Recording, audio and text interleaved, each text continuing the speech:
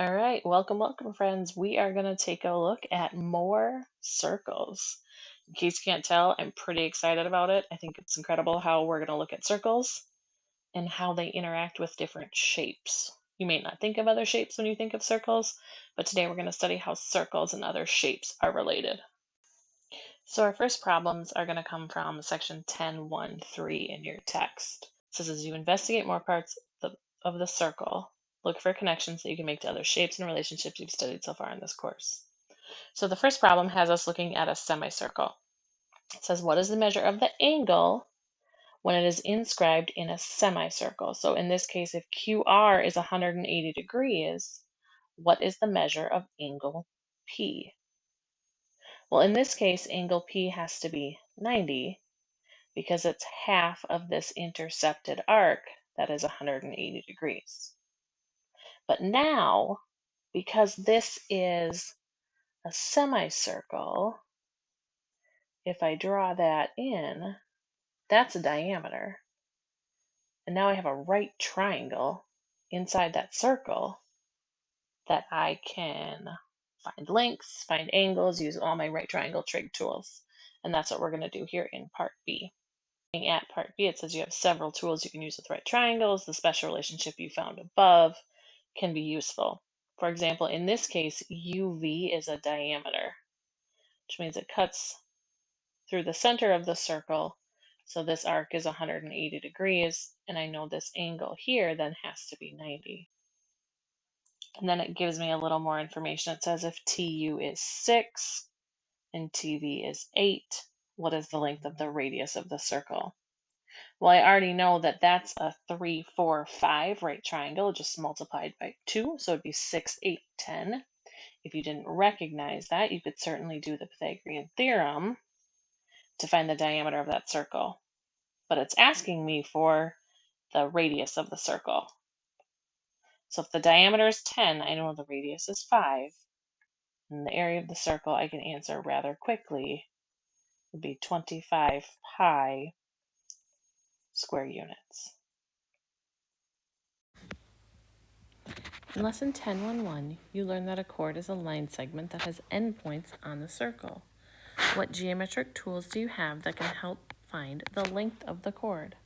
So as we look at this again, we're going to be looking at shapes within a circle, in this case, a triangle. Examine the diagram of chord LM and circle P at right. The length of the radius of circle P is 6 units, and if the measure of arc LM is 150 degrees, find the length of LM. So I'm going to use the fact that the radius of this circle is 6. I could draw this radius anywhere, but I think it makes the most sense to draw the radius where it makes a triangle. Specifically, it makes an isosceles triangle because these two radii of the circle are congruent. Now I know the measure of arc LM is 150 degrees, so I know that this angle here, because it's a central angle, is also 150 degrees. And then because this triangle is isosceles, I can take this and the symmetries that an isosceles triangle has, and I can split it in half by drawing the height, which creates a right triangle and allows me to use tools like sine, cosine, or tangent to solve.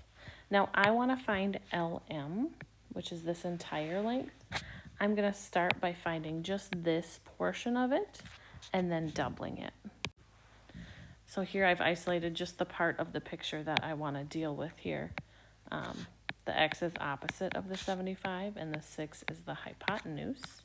So I'm going to take a minute and set up my equation using my sine ratio, and then I'm going to use my cross products property to solve. And when I go ahead and plug that into my graphing calculator, I get 5.80 rounded to 2 decimal places, and then I'm going to carry that stored value in my calculator, and I'm going to multiply that by 2 to find the length of the chord, because if I remember, that was only this half of it here. And again, this 5.80 was just an approximation. When I use the exact value in my calculator and double it, I'm going to get a value of 11.59 units for LM. We're going to work this same process, but backwards. It says in part B, what if you know the length of a chord? How can you use it to reverse the process? Draw a diagram of a circle with a radius of length 5 units and a chord with length 6. Find the measure of arc AB. With my chord's AB, and it is 6 units long. And I have a radius. Again, I'm going to choose my radius in a smart position. I'm going to draw my radius to make that isosceles triangle. The radius is 5. I want to find the measure of arc AB, which means I first need to find the measure of that central angle. So what I'm going to do here is I'm going to split this. Because it's an isosceles triangle, I know there's this symmetry here. This is 3 and 3. And now I'm going to find theta and double it. When I'm looking at my setup here, 3 is the opposite side. 5 is the hypotenuse. So I'm going to do the sine of theta equals 3/5, and then do the inverse sine on both sides. And then I'm going to get a value of 36.87 degrees for theta, but that was only half of my angle, so I'm going to double that to find the measure of my entire central angle there, which gives me 73.74 degrees. And then I would know the measure of arc AB is also that same 73.74 degrees. We can also look at chords that intersect inside a circle and look at what triangles can tell us about these chords. So I have two chords that meet at the point E here, and then my dear friend Timothy decides to create two triangles. So we did the same. We went and added segments into the diagram. Part B says compare angles B and angle C. Which is bigger? How can you tell? If I look at angle B here, angle B intercepts this arc, AD. So I know angle B is half of AD. If I look closely at angle C, I can see that that intercepts the same arc. So I know that angles B and angle C must be congruent. And if I do the same argument with angles D and A, I can see that they both intercept arc BC. So they would both be half of the measure of the arc BC, which would be the same as each other. So then when I look at these triangles are similar by angle-angle similarity. And when I know triangles are similar, I know that their sides are proportional. I know that pairs of corresponding sides have equal ratios. So I'm going to color coordinate my corresponding sides here. And based on what I have in this diagram here, I can see my different pairs of corresponding sides. DE corresponds to AE because they're both adjacent to this angle that's marked here with the red arcs. BE is corresponding to CE because it's adjacent to the angle B and angle C that were congruent. So I have my proportional sides. So I'm going to take a minute and I'm going to write a proportion comparing the sides of these triangles. The first pair of corresponding sides I'm going to compare is DE over AE, and the second pair would be BE over CE. Go ahead and use my cross product property and solve this. AE times BE would be equal to DE times CE. And if I look where these segments are in my shape here, I see that AE times BE, those are the two parts of that chord. So their product is equal to the product of the other parts of the other chord. So this is a formula, a theorem that we have proven that we can use when we have intersecting parts in a chord. So now that I've proven this theorem, I'm going to come back and apply it down here. If DE is 8, AE is 4, and EB is 6, then what is EC? So I've labeled my diagram, cleaned it up a bit, and now let's take a look. Because of the similar triangles I have here, I know that the product of the parts of the chords must be equal. So I know that 6 times 4 must be equal to 8 times x.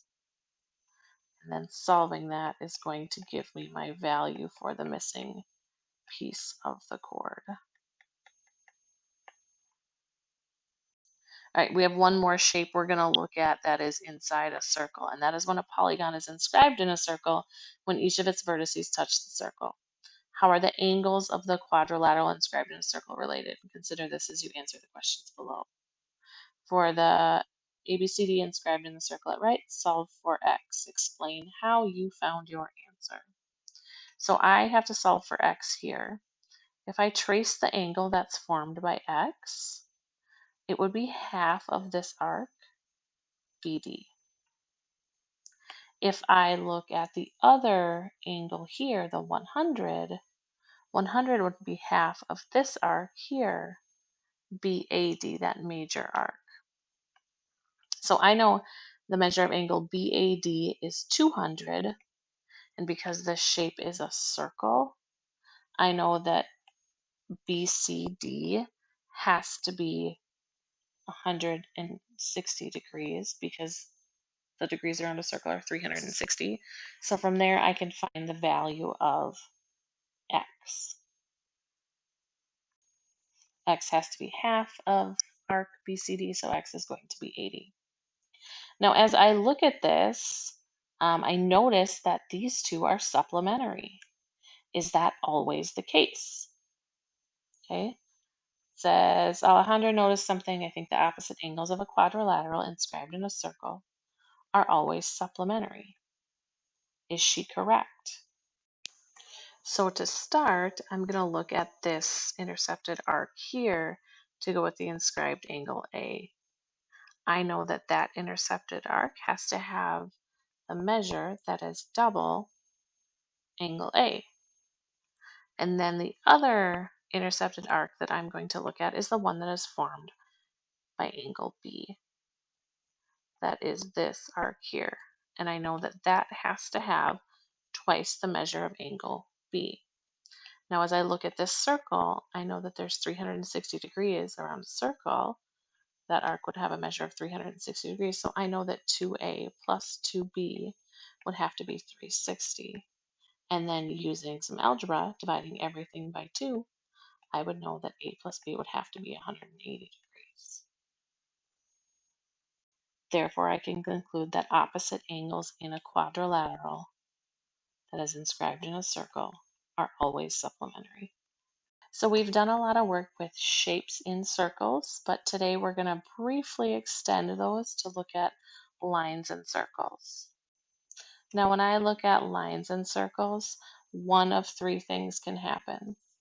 A line can have 0 points of intersection with a circle, or it could have 1 point of intersection to a circle, or it could have 2 points of intersection with a circle. There are no other possibilities. If a line touches a circle once, it is called a tangent. If it intersects a circle twice, it is called a secant. We will be studying tangents and secants briefly today. We're going to investigate the relationship of a tangent to a circle. In order to investigate it, it suggests copying it with tracing paper and folding it to create the perpendicular line L. For my line of symmetry, I'm just going to draw it here.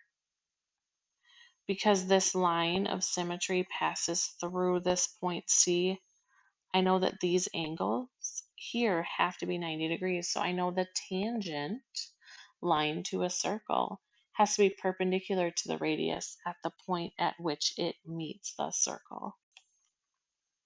This point where it meets the circle is sometimes called the point of tangency, right there. And the last thing we're going to do in this video lesson here is prove that the tangent is the line that is perpendicular. It says Ventura began to think about the perpendicularity in a circle. He said, if a radius is perpendicular to a line, how do we know if that line is a secant or a tangent?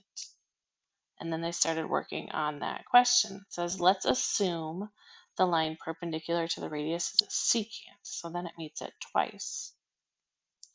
Now, if I draw this triangle here, I know this triangle has to be isosceles because these are both radii of the circle. And then I know if I said it was going to meet at a 90-degree angle, I would have a 90-degree angle there. But because the triangle is isosceles, I would have another 90-degree angle there. Now I said, again, this was a secant. If I'm assuming that this is a secant, I know it intersects it twice. And I'm saying, well, maybe it's the secant that's perpendicular. But as I look at this diagram, this clearly has a problem. This cannot be the case because there's no way I can have two right angles in a triangle. That doesn't work. I'd have too many degrees. This is impossible. Okay, so back at the beginning, we said there were only three possibilities. Either a line crosses a circle, intersects a circle twice, and it's a secant, or it intersects a circle once, and it's a tangent, or it doesn't intersect a circle at all. Because of this contradiction that was shown with my two 90-degree angles, I know that the line perpendicular to the radius of a circle at the point on the circle must be a tangent line. It can't be a secant line because it doesn't work, and there is no other possibility of a line intersecting a circle. It's either a tangent or a secant. Since a secant didn't work, it must be the tangent line that is perpendicular to the radius at the point on the circle.